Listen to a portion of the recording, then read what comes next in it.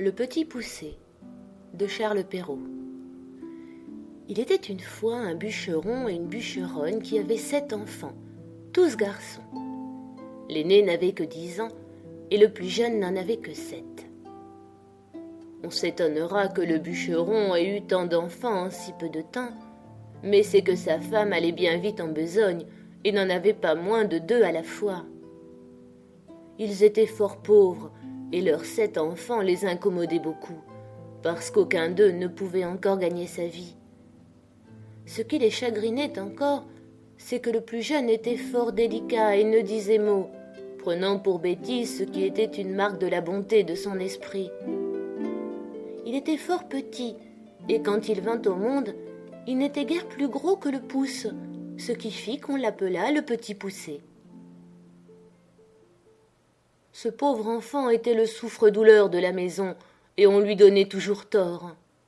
Cependant, il était le plus fin et le plus avisé de tous ses frères, et s'il parlait peu, il écoutait beaucoup. Il vint une année très fâcheuse, et la famine fut si grande que ces pauvres gens résolurent de se défaire de leurs enfants. Un soir que ces enfants étaient couchés, et que le bûcheron était auprès du feu avec sa femme, il lui dit, le cœur serré de douleur: « Tu vois bien que nous ne pouvons plus nourrir nos enfants. Je ne saurais les voir mourir de faim devant mes yeux, et je suis résolu de les mener perdre demain au bois, ce qui sera bien aisé, car tandis qu'ils s'amuseront à fagoter, nous n'avons qu'à nous enfuir sans qu'ils nous voient. »« Oh » s'écria la bûcheronne, « pourrais-tu toi-même mener perdre tes enfants ?» Son mari avait beau lui représenter leur grande pauvreté, elle ne pouvait y consentir. Elle était pauvre, mais elle était leur mère. Cependant, ayant considéré quelle douleur ce lui serait de les voir mourir de faim, elle y consentit et alla se coucher en pleurant. Le Petit Poucet ouït tout ce qu'ils dirent, car ayant entendu, de dedans son lit, qu'ils parlaient d'affaires, il s'était levé doucement et s'était glissé sous l'escabelle de son père pour les écouter sans être vu. Il alla se recoucher et ne dormit point du reste de la nuit, songeant à ce qu'il avait à faire. Il se leva de bon matin et alla au bord du ruisseau, où il emplit ses poches de petits cailloux blancs, et ensuite revint à la maison. On partit, et le Petit Poucet ne découvrit rien de tout ce qu'il savait à ses frères.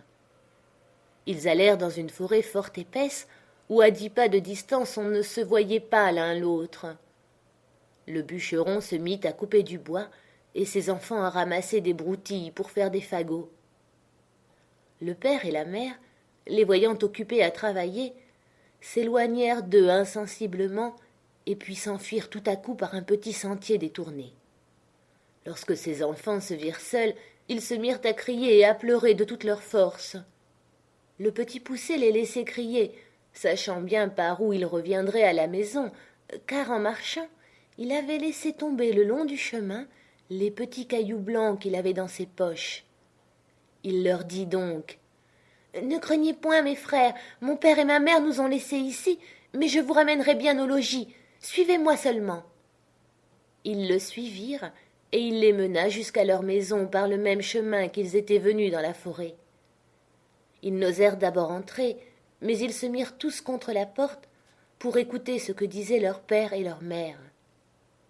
Dans le moment que le bûcheron et la bûcheronne arrivèrent chez eux, le seigneur du village leur envoya 10 écus qu'il leur devait il y avait longtemps et dont ils n'espéraient plus rien. Cela leur redonna la vie, car les pauvres gens mouraient de faim. Le bûcheron envoya sur l'heure sa femme à la boucherie. Comme il y avait longtemps qu'elle n'avait mangé, elle acheta 3 fois plus de viande qu'il n'en fallait pour le souper de 2 personnes. Lorsqu'ils furent rassasiés, la bûcheronne dit: « Hélas, où sont maintenant nos pauvres enfants? Ils feraient bonne chère de ce qui nous reste là. Mais aussi, Guillaume, c'est toi qui as voulu les perdre. J'avais bien dit que nous nous en repentirions. Que font-ils maintenant dans cette forêt? Hélas, mon Dieu, les loups les ont peut-être déjà mangés. Tu es bien inhumain d'avoir perdu ainsi tes enfants. » Le bûcheron s'impatienta à la fin, car elle redit plus de 20 fois qu'il s'en repentirait, et qu'elle l'avait bien dit. il la menaça de la battre si elle ne se taisait. Ce n'est pas que le bûcheron ne fût peut-être encore plus fâché que sa femme, mais c'est qu'elle lui rompait la tête, et qu'il était de l'humeur de beaucoup d'autres gens qui aiment fort les femmes qui disent bien, mais qui trouvent très importunes celles qui ont toujours bien dit. La bûcheronne était tout en pleurs. « Hélas, où sont mes enfants maintenant, mes pauvres enfants ?» Elle le dit une fois si haut que les enfants qui étaient à la porte, l'ayant entendu, se mirent à crier tous ensemble. « Nous voilà! Nous voilà !» Elle courut vite leur ouvrir la porte et leur dit en les embrassant. « Que je suis aise de vous revoir, mes chers enfants. Vous êtes bien là et vous avez bien faim. Et toi, Pierrot, comment te voilà crotté? Viens que je te débarbouille. » Ce Pierrot était son fils aîné, qu'elle aimait plus que tous les autres, parce qu'il était un peu rousseau et qu'elle était un peu rousse. Ils se mirent à table et mangèrent d'un appétit qui faisait plaisir au père et à la mère, à qui ils racontaient la peur qu'ils avaient eue dans la forêt, en parlant presque toujours tous ensemble.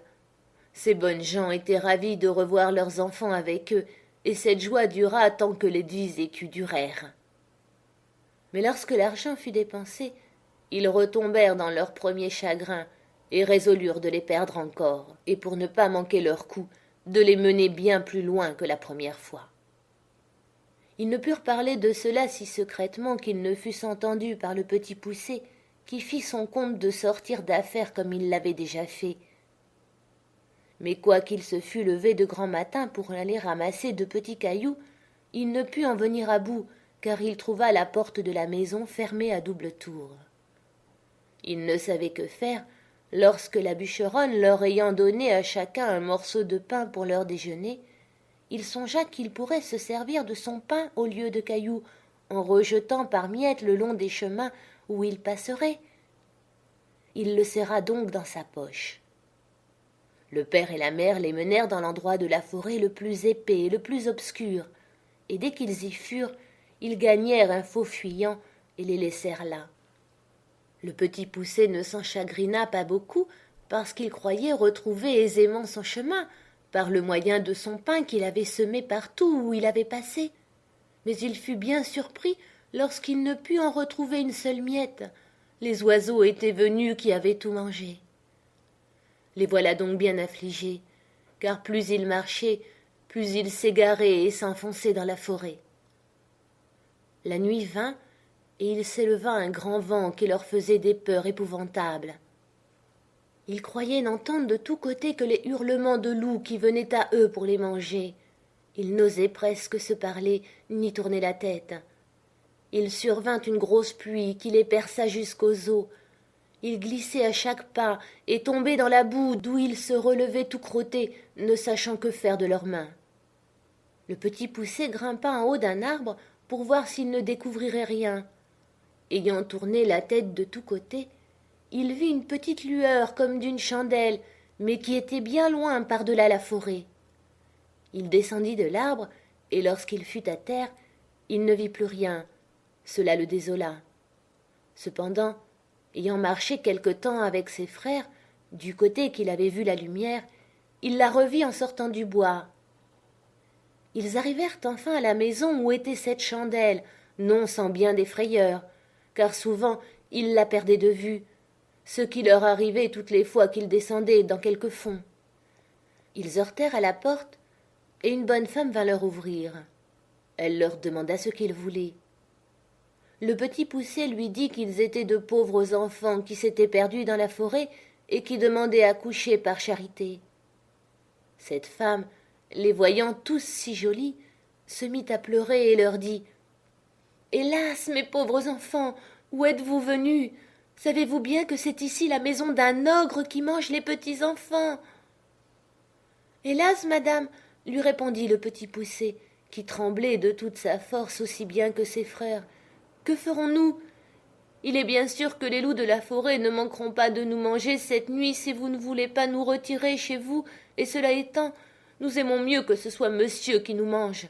Peut-être qu'il aura pitié de nous si vous voulez bien l'en prier. » La femme de l'ogre, qui crut qu'elle pourrait les cacher à son mari jusqu'au lendemain matin, les laissa entrer et les mena se chauffer auprès d'un bon feu, car il y avait un mouton tout entier à la broche pour le souper de l'ogre.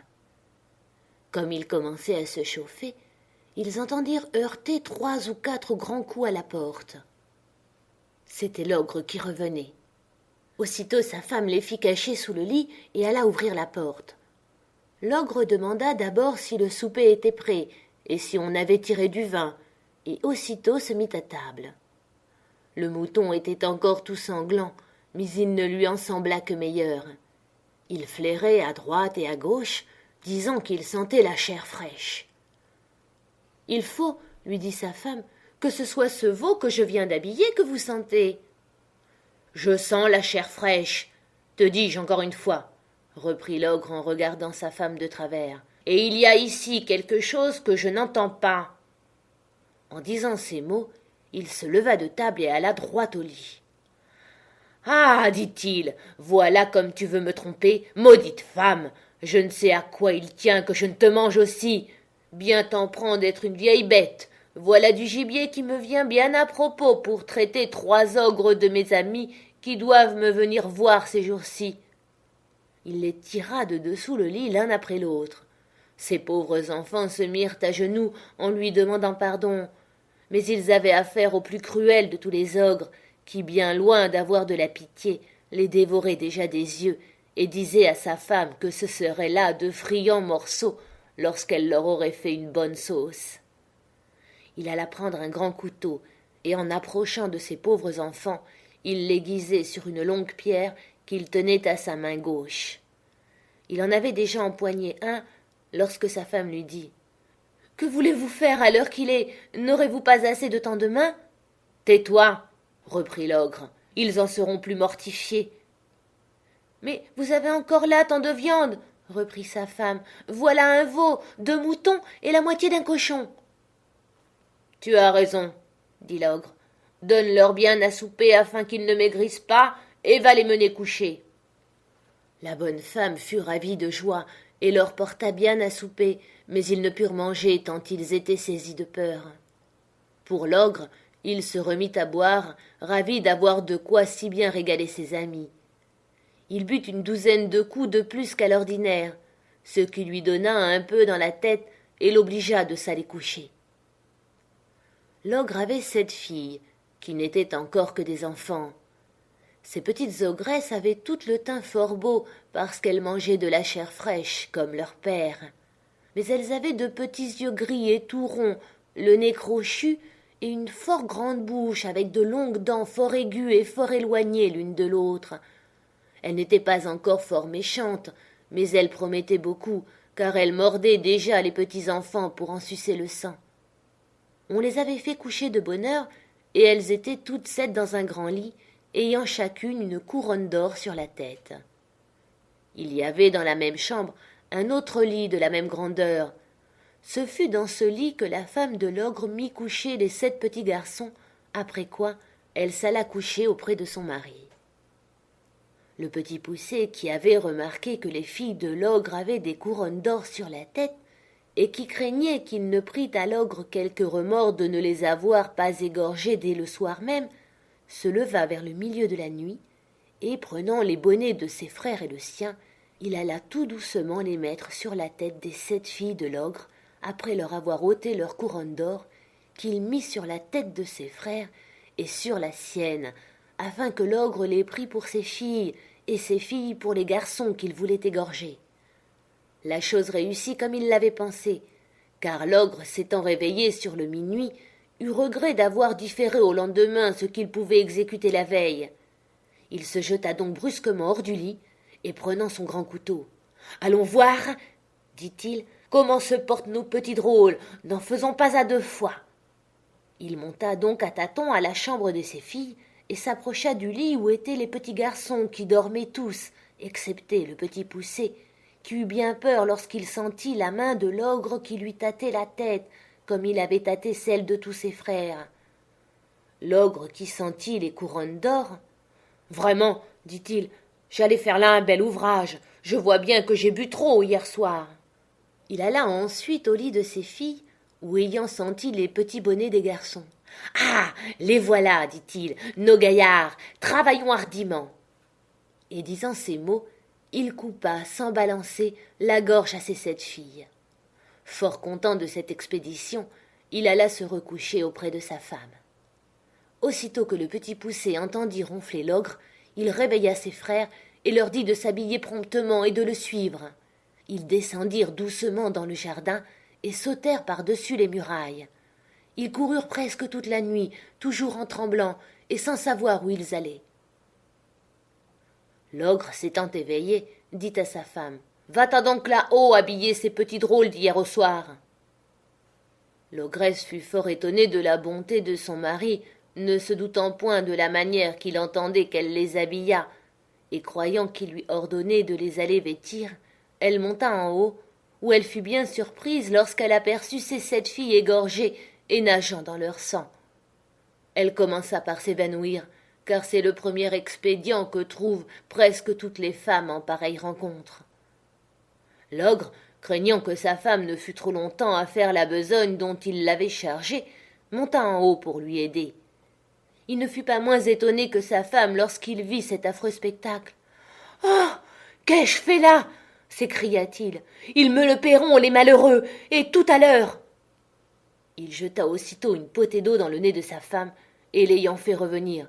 « Donne-moi vite mes bottes de 7 lieues, lui dit-il, afin que j'aille les attraper. » Il se mit en campagne, et après avoir couru bien loin de tous les côtés, enfin il entra dans le chemin où marchaient ces pauvres enfants, qui n'étaient plus qu'à 100 pas du logis de leur père. Ils virent l'ogre qui allait de montagne en montagne, et qui traversait des rivières aussi aisément qu'il aurait fait le moindre ruisseau. Le Petit Poucet, qui vit un rocher creux proche du lieu où ils étaient, y fit cacher ses 6 frères, et s'y fourra aussi, regardant toujours ce que l'ogre deviendrait. L'ogre, qui se trouvait fort las du long chemin qu'il avait fait inutilement, car les bottes de 7 lieues fatiguent fort leur homme, voulut se reposer. Et par hasard, il alla s'asseoir sur la roche où les petits garçons s'étaient cachés.